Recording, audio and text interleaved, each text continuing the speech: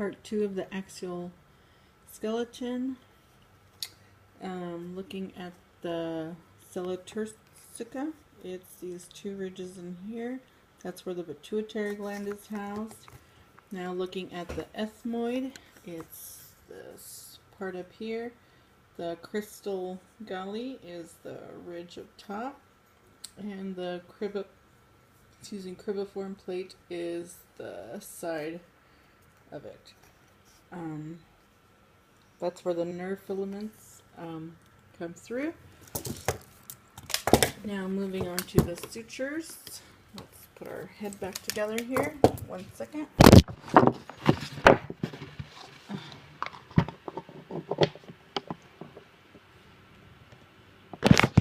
Okay, we have the coronal suture, which is up front here. It connects the frontal and the parietal bones here.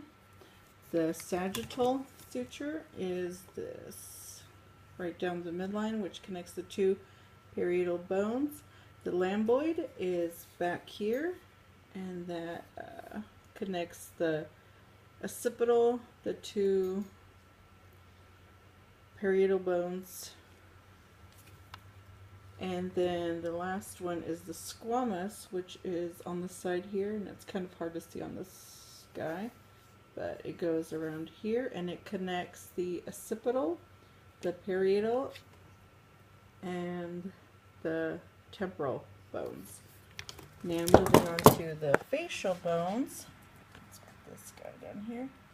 We have the maxilla, which is the top bone here. The alveolar process is directly above the teeth. The nasal is up here. The zygomatic is right here. The zygomatic arch is created by the maxilla and the zygomatic. The ethmoid is kind of in through the eye socket on the far right side here, and the vomer is right below it, and you can usually see it through the nose here. The two bones that make the bony nasal septum are the vomer and the ethmoid. The inferior nasal concha is inside the nose, and what it does is it forms the walls of the nasal cavity. They're one on each side here, which produces air turbulence and mucous membrane filter, or it serves as one. Next is the mandible, is the lower bone down here. The body of it is down below. The angle is the corner piece here. The ramus is going down the side. The mandibular condyle is the top up here. The mandibular notch is this curve right here. And the coronoid process is the top left side. Now moving on to the vertebral column. Let's turn this guy around. The vertebral column has 4 curves to it. Put him sideways here.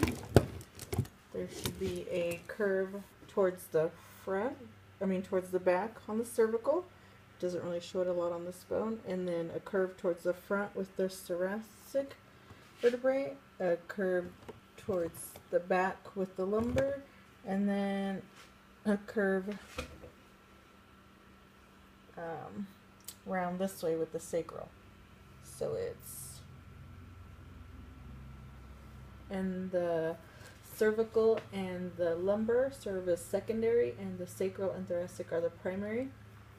The cervical vertebrae start up here. There are 7 of them. The very top one is the atlas. You can see up here it's kind of independent from the other ones. It has a bigger, the hole in the middle for the spinal cord to go through, and it doesn't have the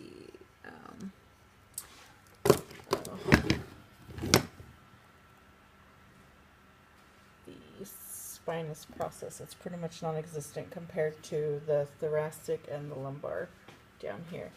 Now, the thoracic vertebrae, there are 12 of those. Oh wait, I skipped, sorry. The cervical vertebrae, there are 7 of those. Wait, I did that. And the atlas also connects to the occipital bone. And the thoracic vertebrae, there are 12 of those. Their spinous process is right here. The transverse process are these 2 on the sides.